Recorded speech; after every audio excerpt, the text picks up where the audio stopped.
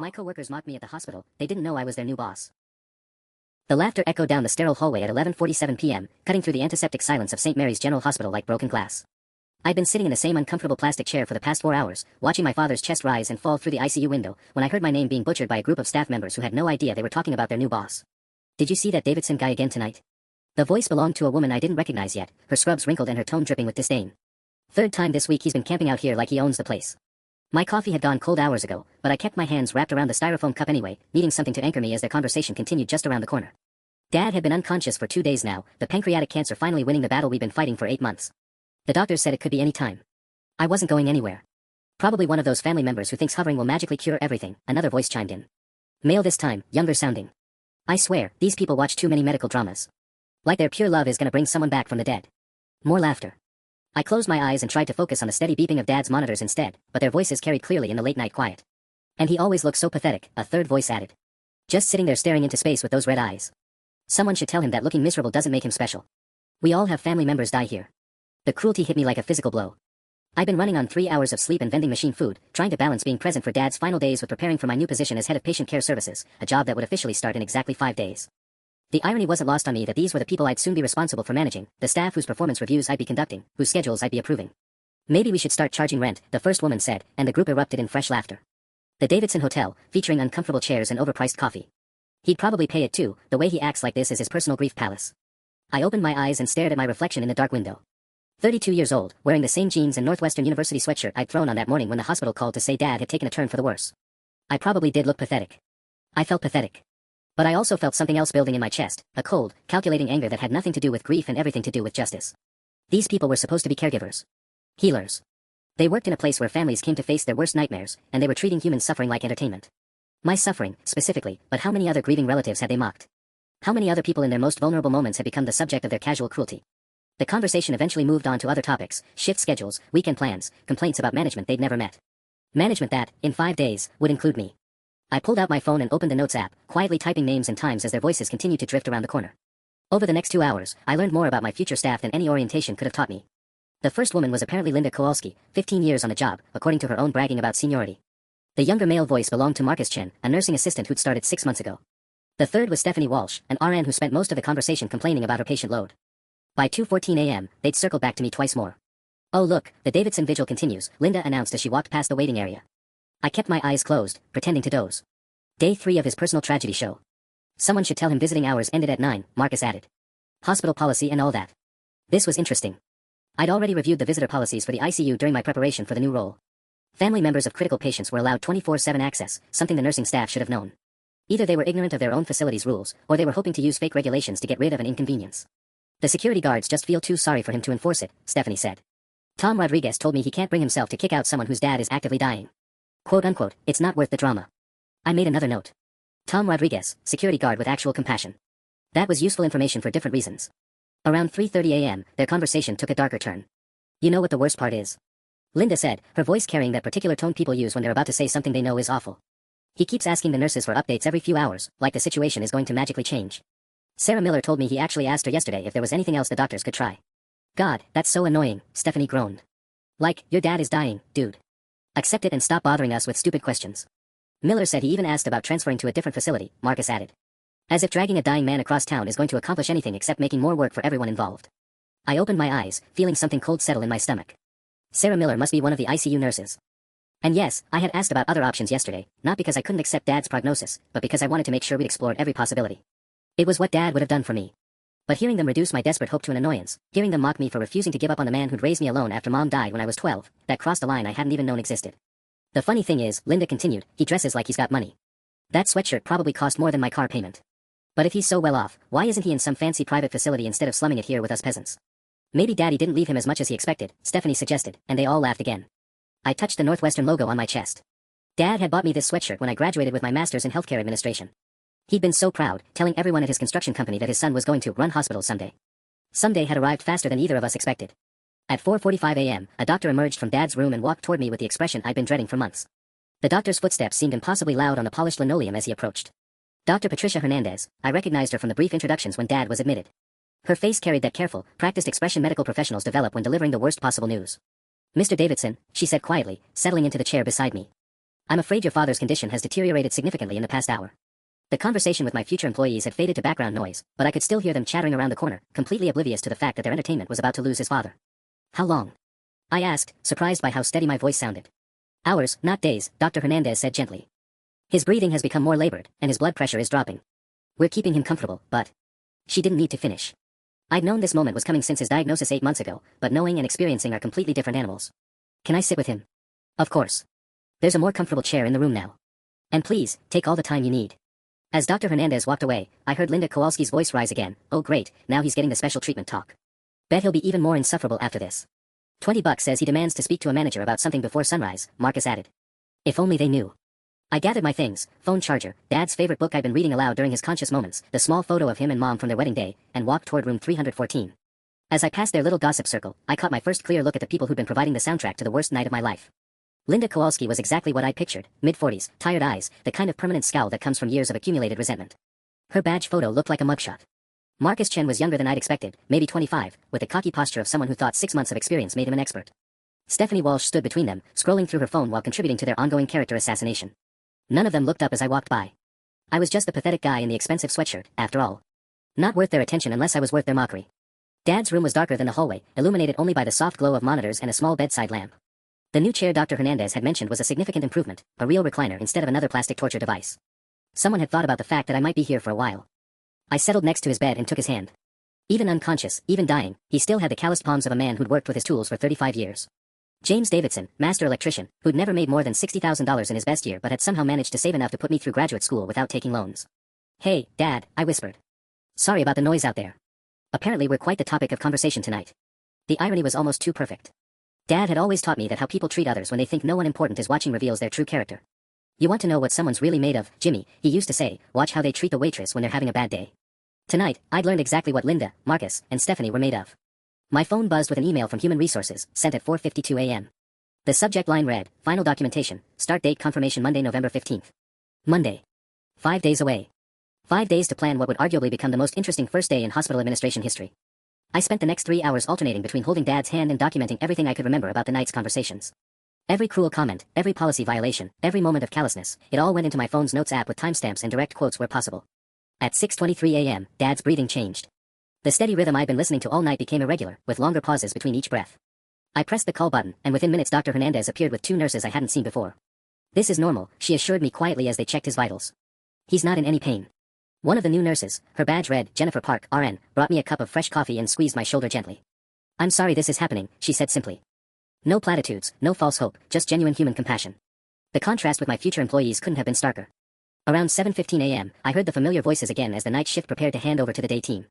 Linda was briefing her replacement about various patients, including the Davidson situation, in room 314. The son's been here all night again, she reported with obvious irritation. He's getting the full tragedy experience now, doctors doing the whole final hours routine. Expect him to be extra needy today. Any family drama we should know about? Asked a voice I didn't recognize. Nah, just the usual. Single son thinking he can love his parent back to health. Gets demanding when reality sets in. Security knows to keep an eye on him if he gets too worked up. I nearly stood up and walked out there. The urge to introduce myself, to watch their faces change when they realized exactly who they'd been talking about, was almost overwhelming. But Dad's breathing hitched again, and I remembered why I was really here. This wasn't about my wounded pride or their unprofessionalism. This was about saying goodbye to the man who'd shaped every decent thing about me. The revenge could wait. At 8:44 a.m., my phone rang. The caller ID showed Margaret Wilson, St. Mary's HR. I hesitated, then stepped into the hallway to answer. James, I'm so sorry to bother you, Margaret's voice was warm with genuine concern. Dr. Patel mentioned your father was here, and I wanted to check if you needed to adjust your start date. We can absolutely push everything back a week or 2. Dr. Patel was the chief medical officer, my new direct supervisor and one of the few people who knew about my appointment. Margaret had been equally discreet during the hiring process. I appreciate that, Margaret, but I'd actually prefer to stick with Monday if possible, I said, keeping my voice low.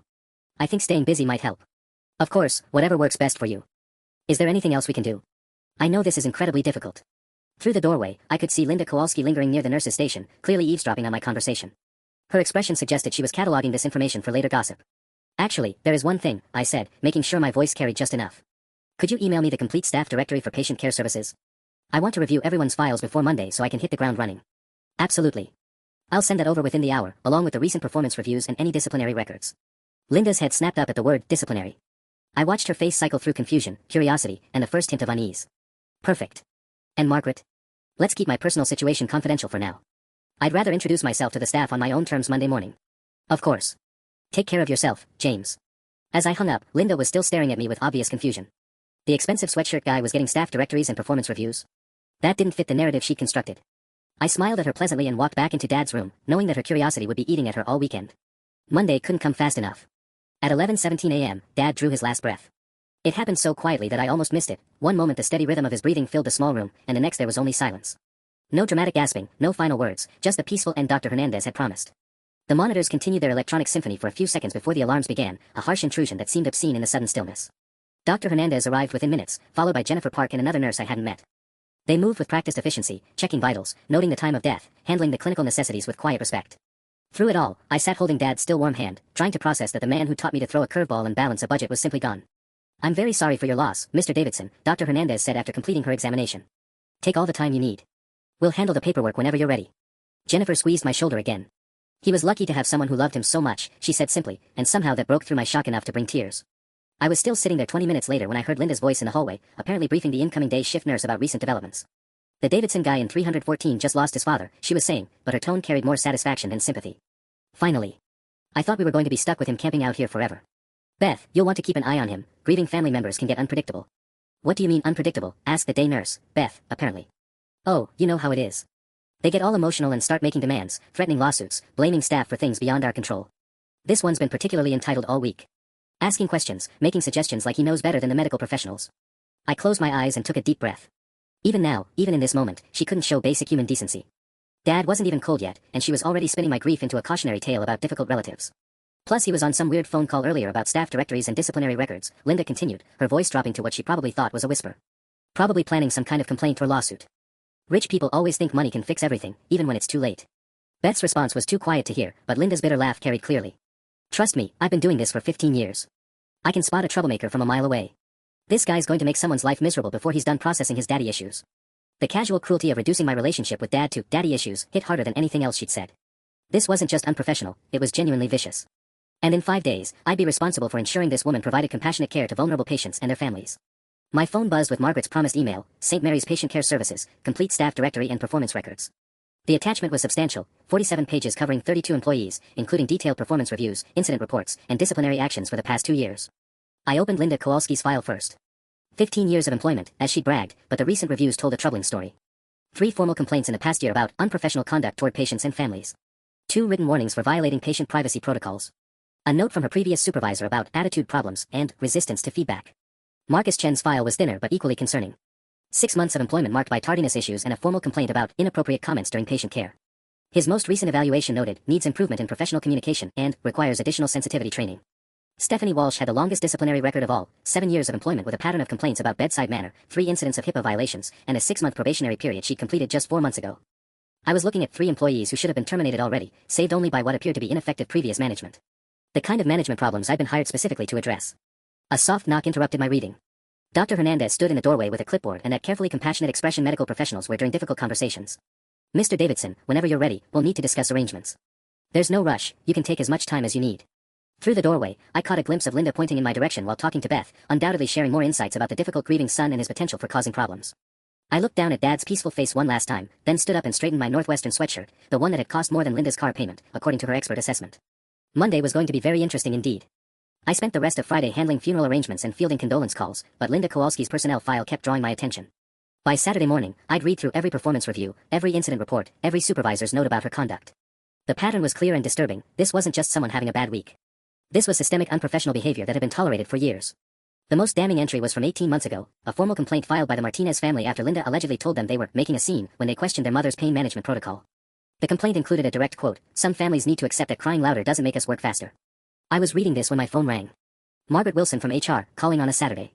"James, I hope I'm not overstepping, but I wanted to give you some context about the staff files," she said without preamble. "I noticed you'd accessed Linda Kowalski's records multiple times yesterday." "Just trying to get familiar with everyone," I said carefully. "I understand. But you should know, Linda has connections. Her brother-in-law sits on the hospital's board of directors.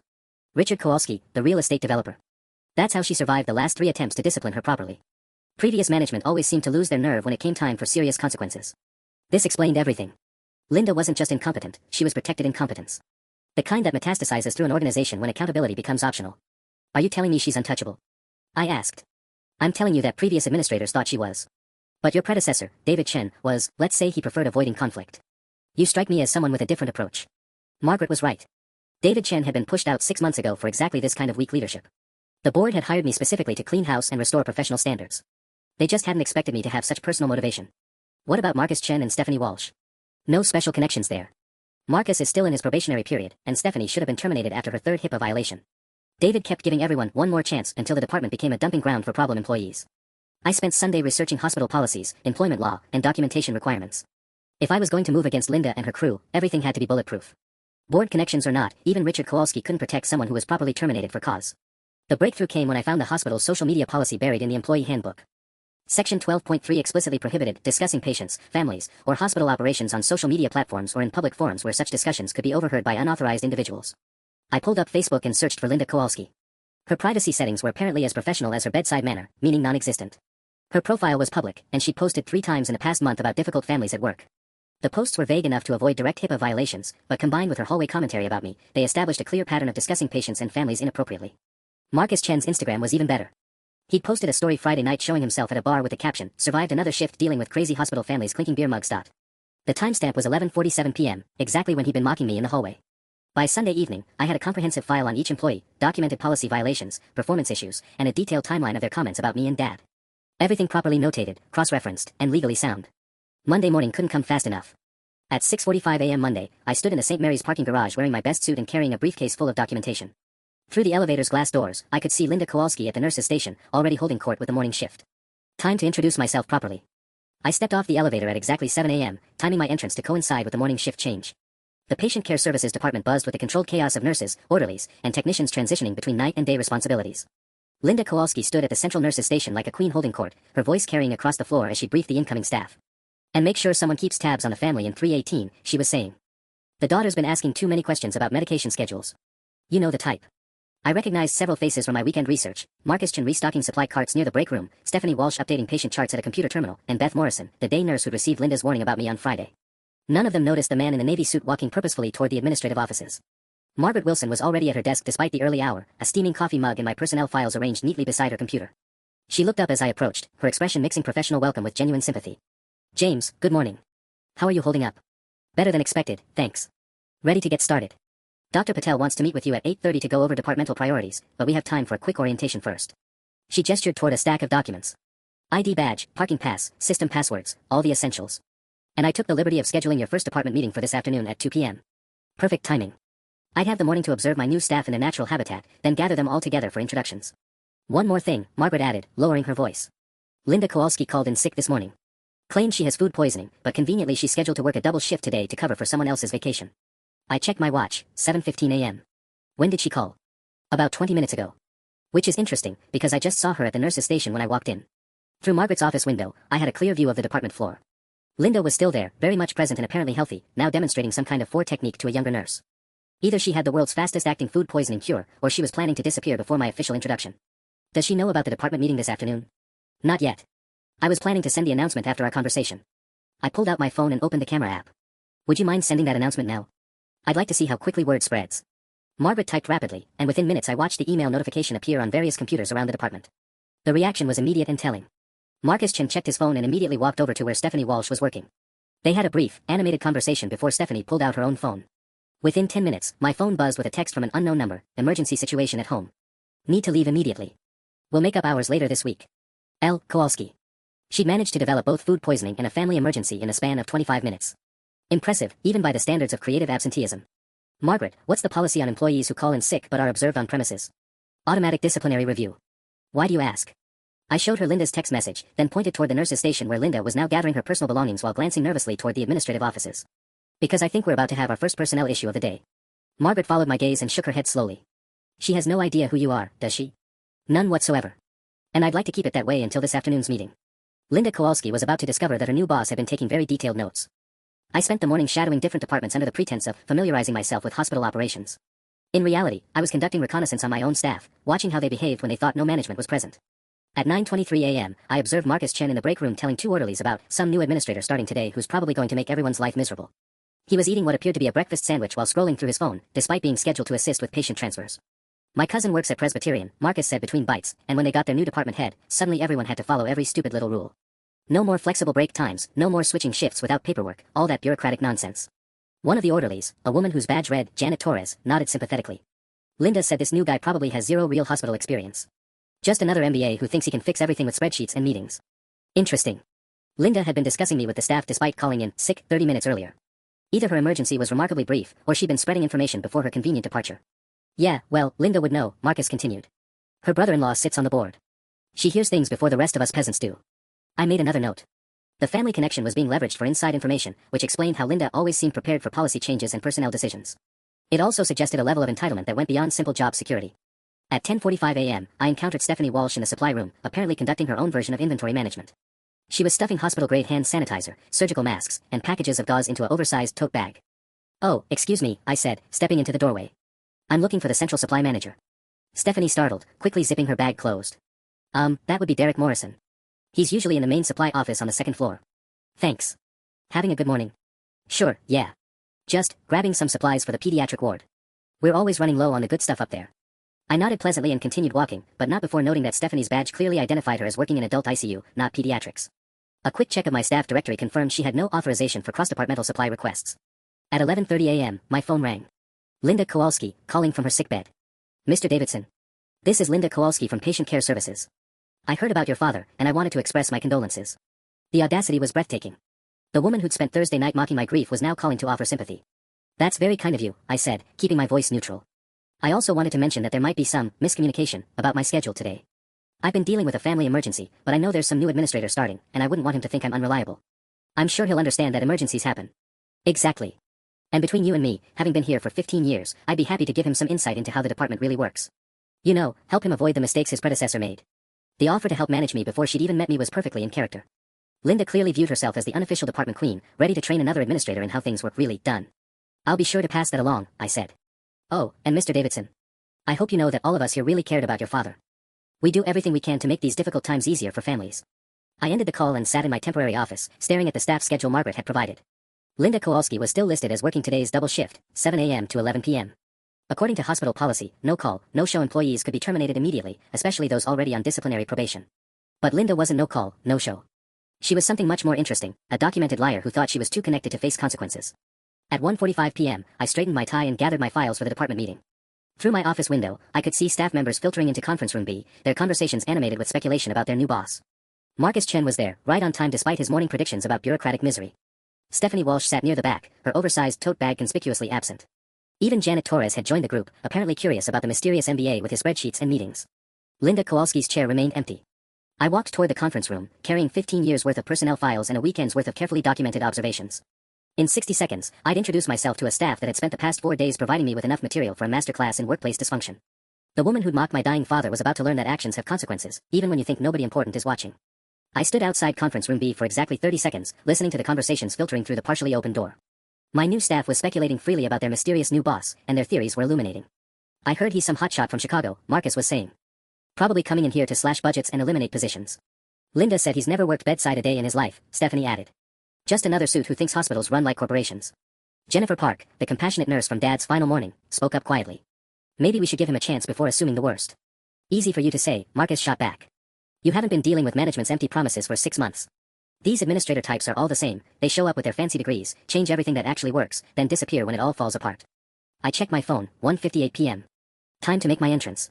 The conversations died instantly when I walked through the door. 23 faces turned toward me with expressions ranging from curiosity to barely concealed hostility. Marcus Chen's confident posture deflated slightly when he recognized me from somewhere he couldn't quite place. Stephanie Walsh's eyes widened as she clearly remembered our supply room encounter. Good afternoon, everyone. I'm James Davidson, your new head of patient care services. The silence was deafening. I watched recognition dawn on different faces at different speeds. Jennifer Park looked confused, then sympathetic as she connected my name to room 314. Marcus went pale as he realized where he'd seen me before. Stephanie actually gasped audibly. But the most satisfying reaction came from Janet Torres, whose expression shifted from polite attention to horrified understanding as she remembered her break room conversation about the new administrator with zero real hospital experience. Some of you may recognize me, I continued, settling into my chair at the head of the conference table. I've been spending time in the hospital recently due to a family situation. My father, James Davidson Sr., passed away in the ICU on Friday morning. Jennifer reached across the table and touched my arm gently. I'm so sorry for your loss. Your father seemed like a wonderful man from everything you shared. Thank you, Jennifer. That means a lot, especially coming from someone who showed such genuine compassion during a difficult time. I looked directly at Marcus as I said this. It's interesting how grief can teach you about people's true character. Marcus was now staring at his hands, apparently fascinated by his own fingernails. Stephanie had gone completely rigid, like a deer caught in headlights. Before we discuss departmental goals and policies, I want to address an immediate personnel issue. Linda Kowalski called in sick this morning, claiming food poisoning, then texted about a family emergency requiring her immediate departure from the premises. I opened my tablet and pulled up the timestamp photos Margaret had helped me take. However, Linda was observed on the hospital floor at 7:15 a.m., actively working and discussing confidential personnel matters with other staff members. She didn't actually leave the building until 8:30 a.m., approximately 40 minutes after reporting her emergency. The room was so quiet I could hear the ventilation system humming. This represents a clear violation of our attendance policy, our honesty policy, and our confidentiality guidelines. I looked up from my tablet. Does anyone have insight into why an employee might believe they can lie to their supervisor on their first day? Marcus cleared his throat nervously. Maybe she was just scared about making a good impression. That's an interesting theory, Marcus.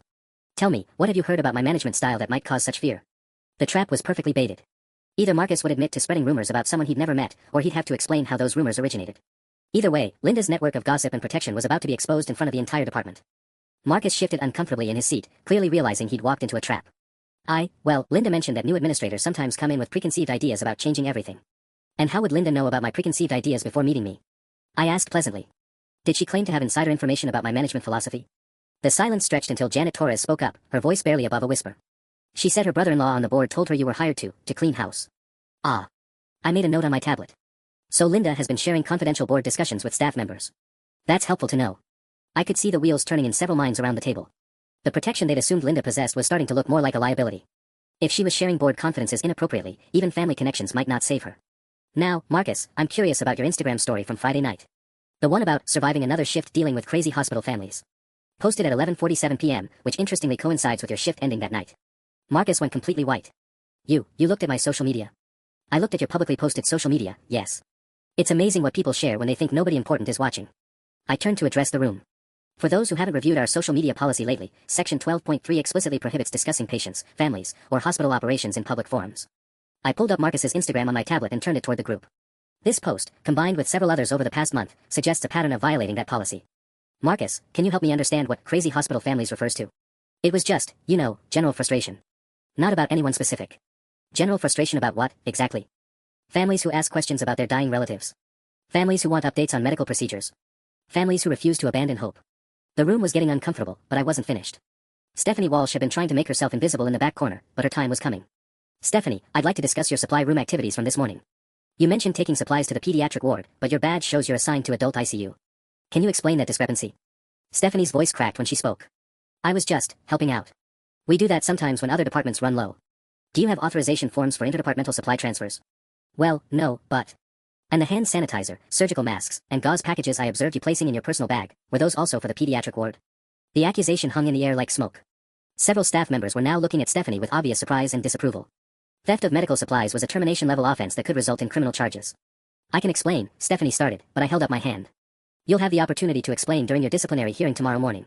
Along with Marcus and Linda, assuming she recovers from her remarkable simultaneous food poisoning and family emergency. Jennifer Park spoke up hesitantly. Mr. Davidson, I hope you know that not everyone here. Jennifer, you have absolutely nothing to worry about. In fact, your compassion and professionalism during my father's final days exemplify exactly the kind of patient care this department should provide. I looked around the room. The same goes for most of you. These actions reflect on individuals, not the entire staff. My phone buzzed with a text message. Linda Kowalski, feeling much better. Can come in for evening shift if needed. Don't want new boss thinking I'm unreliable. I held up my phone so the room could see the message. Remarkable recovery time for food poisoning, wouldn't you say? The meeting was about to get very interesting. I showed Linda's text to the room, watching as several staff members exchanged uncomfortable glances. The woman who'd called in sick with food poisoning was now offering to work an evening shift. Apparently her recovery was nothing short of miraculous. Before I respond to Linda's generous offer, I said, setting my phone aside, I want to share some observations from my time in this hospital as a family member. Because that experience taught me more about this department than any performance review could. I opened my notebook to Thursday night's entries. At 11:47 p.m. on November 11th, I was sitting in the ICU waiting area while my father was dying. 3 staff members were having a conversation around the corner about a patient's family member, specifically, about me. The color drained from Marcus's face completely. Stephanie had stopped breathing altogether. The conversation included mockery of my emotional state, speculation about my financial situation, and suggestions that I was pathetic for spending time with my dying father. I looked directly at Marcus. One particularly memorable comment was about charging me rent for the Davidson Hotel, since I was treating the waiting area like my personal grief palace. Janet Torres covered her mouth with her hand. Several other staff members were staring at Marcus and Stephanie with expressions of disgust and disbelief. But the most interesting part, I continued, was the discussion of hospital policies. Specifically, the claim that visiting hours ended at 9 p.m. and that security should enforce this rule to remove me from the premises. I pulled out a printed copy of the ICU visitor guidelines. According to St. Mary's actual policy, family members of critical patients have 24/7 access. Either the staff making these comments were ignorant of basic hospital policies, or they were suggesting the use of false information to remove an inconvenient family member. Dr. Patricia Hernandez appeared in the doorway, clearly having been summoned by Margaret. I'm sorry to interrupt, but I couldn't help overhearing.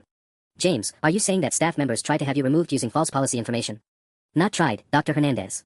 Discussed it as an option while mocking my presence during my father's final days. Dr. Hernandez's expression hardened as she looked around the room. Who specifically made these comments? Before I could answer, my phone rang. Linda Kowalski, calling for the third time today. Excuse me, I said to the room, then answered with the speaker function activated. James Davidson. Mr. Davidson, this is Linda Kowalski again. I just heard there's a department meeting happening, and I wanted to make sure the new administrator knows I'm available if he needs an experienced perspective on staff management. The irony of her timing was perfect. Actually, Linda, your name just came up in our discussion. Where are you calling from? I'm at home, recovering from my illness, but I could come in if it would help with the transition. Dr. Hernandez stepped fully into the room, her presence commanding immediate attention from all staff members. Linda, this is Dr. Hernandez. I'm very concerned about what I'm hearing regarding your conduct toward patient families. There was a long pause before Linda responded, her voice noticeably less confident. I'm sorry, Dr. Hernandez, but I think there might be some misunderstanding. The misunderstanding, I interrupted, is your belief that board connections make you immune to consequences for unprofessional conduct, policy violations, and basic human cruelty. Another pause, then Linda's voice returned with a harder edge. I don't know what you think you heard, Mr. Davidson, but I've been a dedicated employee here for 15 years. My record speaks for itself. I opened Linda's personnel file on my tablet. Your record does indeed speak for itself. 3 formal complaints about unprofessional conduct in the past year. 2 written warnings for privacy violations. Multiple supervisor notes about attitude problems and resistance to feedback. Those complaints were from difficult families who what, Linda?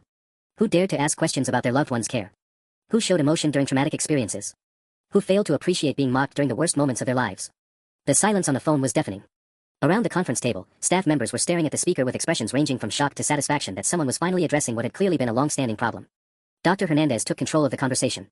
Linda, you're suspended pending a full investigation. Do not return to hospital premises until further notice. The line went dead. Linda had hung up without another word, apparently realizing that her 15 years of protected status had just evaporated in the span of a single phone call. I looked around the room at my remaining staff members. Does anyone else have questions about my management philosophy? The silence following Linda's abrupt hang-up stretched for nearly 30 seconds before Jennifer Park spoke up, her voice cutting through the tension. Mr. Davidson, I think there's something else you should know about Linda's influence around here. Dr. Hernandez stepped fully into the room, closing the door behind her. Go ahead, Jennifer. Linda has been telling staff for months that her brother-in-law reviews all disciplinary actions before they're finalized. She said any complaints against her would get buried at the board level. Jennifer's hands trembled slightly as she continued. Some people were afraid to report problems because they thought it was pointless. Marcus suddenly found his voice, though it came out as barely a whisper. She told me the same thing when I started. Said as long as I stayed on her good side, I'd never have to worry about getting written up for anything. My tablet chimed with an incoming email from Margaret Wilson, urgent, Richard Kowalski, board member, just called demanding to speak with you immediately about his sister-in-law's suspension. Claims this is retaliation and threatens legal action. I showed the email to Dr. Hernandez, who read it with growing concern. That was fast. Linda must have called him the second she hung up on us. Dr. Hernandez, I said carefully, I need to ask, does the board typically intervene in routine disciplinary matters? Never. Individual board members have no authority over personnel decisions. That's explicitly stated in our governance bylaws. Her expression darkened. If Richard has been interfering with previous disciplinary actions, that's a serious breach of protocol. My phone buzzed with a text from an unknown number. This is Richard Kowalski. Meet me in the main lobby immediately or I'll have your employment terminated before you finish your first week. I held up the phone so everyone could see the message. Several staff members gasped audibly at the blatant threat. Janet Torres shook her head in disgust. This is exactly what Linda said would happen if anyone challenged her, Janet said. She bragged about having protection from the top. Dr. Hernandez took a photo of the threatening text with her own phone. James, you're not meeting with him alone. This conversation is going to happen in my office with HR present and everything documented. Actually, I said, standing up and straightening my tie, I think I'll meet Mr. Kowalski in the lobby as requested. But I won't be going alone. I turned to address the room. Everyone who is present for this meeting is going to accompany me downstairs. I want witnesses to whatever Mr. Kowalski plans to say or do. Marcus looked terrified. Are you sure that's a good idea? I mean, if he can get you fired. Marcus, let me explain something about how hospitals actually work. Board members don't hire or fire department heads. They approve budgets and set policy directions. Individual personnel decisions are made by administration, specifically by people like Dr. Hernandez and myself. Jennifer gathered her things with determination. I'm with you, Mr. Davidson. I'm tired of watching good people get intimidated while problems get protected. As we prepared to leave the conference room, my phone rang again. This time it was Margaret Wilson. James, we have a situation developing. Richard Kowalski just arrived and he's not alone. He brought Linda with him, plus someone who introduced himself as their attorney. They're demanding an immediate meeting with you and threatening to file complaints with the state medical board about harassment of dedicated healthcare workers. Through the conference room window, I could see down to the main lobby. A man in an expensive suit was gesturing aggressively at the reception desk while Linda Kowalski stood beside him, no longer looking like someone who'd been suffering from food poisoning all day. The real battle was about to begin. As our group descended toward the main lobby, I could see the spectacle Richard Kowalski was creating through the glass elevator walls. He stood near the information desk in a charcoal suit that probably cost more than most nurses made in a month, his voice carrying across the marble floor as he berated the receptionist about incompetent new management. Linda flanked his right side, looking remarkably healthy for someone who'd been bedridden with food poisoning 3 hours earlier. A third man in a navy pinstripe suit hung back slightly, presumably their attorney, taking notes on a legal pad. "Jesus," Marcus whispered as we reached the ground floor. Linda called in the cavalry. Dr. Hernandez stepped off the elevator first, her presence immediately commanding attention from the trio by the reception desk. "Richard, what brings you to the hospital today?" "Patricia," Richard Kowalski turned toward us with practiced corporate smile that didn't reach his eyes. "I'm here about the outrageous treatment my sister-in-law has received from your new administrator. This is completely unacceptable." His gaze swept over our group until it landed on me. "You must be Davidson. Do you have any idea who you're dealing with here?" "A suspended employee and a board member who's overstepping his authority," I replied evenly. "Nice to meet you, Mr. Kowalski." The attorney stepped forward, extending a business card. "David Brennan, representing Ms. Kowalski and the family's interests. Mr. Davidson, we need to discuss your harassment campaign against a decorated 15-year employee." I accepted the card but didn't look at it. Harassment campaign? That's an interesting way to describe enforcing basic hospital policies. Linda was dealing with a legitimate family emergency. Richard's voice rose loud enough to echo off the lobby walls. Your vindictive response to her absence demonstrates clear bias and possible discrimination. Jennifer Park stepped forward before I could respond. "Mr. Kowalski, with respect, Linda wasn't absent. I saw her working normally until 8:30 this morning. She only left after learning about the new administrator's staff meeting." Richard's confident expression flickered momentarily. That's not relevant to the larger pattern of harassment." "What larger pattern?" Dr. Hernandez asked. "James started his position this morning. What harassment could possibly have occurred?" Linda finally spoke up, her voice taking on the injured tone of a professional victim. "He invaded my privacy by stalking my social media accounts. He interrogated other employees about private conversations. He created a hostile work environment before even introducing himself to the staff." "Private conversations?" I pulled out my phone and opened the voice memo app I'd activated before coming downstairs. "Are you referring to the conversations where you mocked grieving families in public hospital corridors?" The attorney's pen stopped moving. "Mr. Davidson, are you recording this conversation without consent?" "I'm recording my own statements in a public space, which is perfectly legal. But since you mentioned conversations, let me share some direct quotes from Linda's private discussions about patient families." I opened my notebook to Thursday night's entries. Quote, "Someone should tell him that looking miserable doesn't make him special. We all have family members die here. This was said about me while I sat with my dying father." The lobby had gone completely silent except for the soft background music from the hospital's sound system. Even Richard seemed taken aback by the specific cruelty of the statement. Another quote, I continued, "Maybe we should start charging rent. The Davidson Hotel, featuring uncomfortable chairs and overpriced coffee." Said while my father was unconscious in the ICU, approximately 6 hours before he died. Linda's face had gone pale, but Richard recovered quickly. "Alleged quotes from conversations you claimed to have overheard while you were deliberately concealing your identity. That sounds like entrapment to me." "Actually," Dr. Hernandez said quietly, "it sounds like exactly the kind of conduct we hired James to address." "Linda, is he accurately quoting your statements?" The question hung in the air like a challenge. Linda's silence stretched long enough to become its own answer. That's when Margaret Wilson appeared at my elbow with a manila folder that would change everything. "James," she said urgently, "you need to see Linda's complete employment record. The parts that were sealed pending board review." Margaret's timing was perfect. She handed me the manila folder with an expression that suggested its contents would be explosive. The sealed record she'd mentioned carried a red, confidential, board review required stamp across the top. "What's in there?" Richard demanded, his corporate confidence wavering for the first time. I opened the folder and immediately understood why Linda had seemed untouchable for so long. The first document was a formal complaint filed by the Patterson family 8 months ago, alleging that Linda had made inappropriate comments about their teenage son's suicide attempt. The complaint included a direct quote, "Some kids just want attention. Real suicide attempts don't happen in hospital parking lots." The second document was even worse, a detailed incident report from the pediatric ward describing Linda telling grieving parents that their premature infant's death was probably for the best, given the child's disabilities. "Dr. Hernandez," I said quietly, "were you aware of these incidents?" She took the folder and read quickly, her face growing increasingly pale. "These complaints were never forwarded to me. According to protocol, any incident involving patient families should have triggered an immediate review by both HR and medical staff." Richard stepped forward aggressively. "Those are sealed personnel records. You have no right to." "Actually, I have every right," I interrupted. "As head of patient care services, reviewing staff disciplinary records falls directly under my authority. The question is why these complaints were sealed instead of being properly investigated." Margaret pulled out a second folder. "Because they were all flagged for special board review by David Chen, your predecessor. Every complaint against Linda went into a sealed file that required board approval to access. And let me guess," Dr. Hernandez said grimly, "that approval never came." The attorney was now scribbling furiously on his legal pad. Linda had gone completely silent, apparently realizing that her protection system was collapsing in real time. "Mr. Kowalski," I addressed Richard directly, "did you specifically instruct the previous administrator to seal disciplinary actions against your sister-in-law?" "I never instructed anyone to do anything improper," he replied, but his voice lacked its earlier conviction. Margaret opened the second folder. "Actually, we have email records of exactly that. David Chin documented several conversations where board member Kowalski requested special consideration for Linda's employment status. She handed me a printed email chain dating back 14 months. The subject line read, Kowalski personnel matter, confidential handling required. I read the most damning exchange aloud. Richard, per your request, I've moved Linda's latest incident to sealed review status. However, I'm concerned about the pattern developing here. The Martinez family complaint was particularly serious. David Chin. David, my sister-in-law has given 15 years of dedicated service to this hospital. One or two difficult families shouldn't overshadow her overall contribution. I trust you'll handle this with appropriate discretion. Richard Kowalski. The lobby was now dead silent except for the sound of the attorney's pen scratching across paper. Linda was staring at the floor, apparently fascinated by the marble patterns. Jennifer Park spoke up from behind me. Mr. Kowalski, are you saying you've been protecting Linda from consequences for 15 years? Before Richard could answer, my phone buzzed with an urgent text from an unknown number. Check the parking garage security footage from this morning. You're going to want to see what Linda was really doing during her family emergency. Anonymous friend in security. The plot was about to thicken considerably. I showed the security footage text to Dr. Hernandez, who immediately called down to our head of security. Within minutes, Tom Rodriguez, the compassionate guard who refused to kick me out during Dad's final nights, arrived with a tablet loaded with parking garage footage. Mr. Davidson, Tom said quietly, I wasn't sure if I should get involved, but what I saw this morning didn't sit right with me. He queued up footage timestamped 8:47 a.m., 17 minutes after Linda had texted me about her family emergency. The video showed Linda in a parking garage, not rushing to her car in distress, but having an animated phone conversation while leaning against a Mercedes that presumably belonged to Richard. She was out there for 23 minutes, Tom explained, coaching someone on the phone about what to say. I heard her practicing different versions of the same story about harassment and discrimination. Richard's face had gone ashen. The attorney stopped writing entirely. But Tom wasn't finished. At 9:15 a.m., she met with Mr. Kowalski and they spent another 30 minutes coordinating their stories. I have audio from our security system.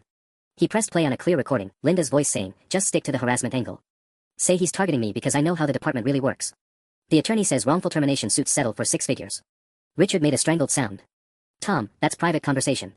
In a hospital parking garage with clear posted notices about security monitoring, Dr. Hernandez said coldly. Nothing private about it. I looked directly at Linda, who was still studying the floor tiles.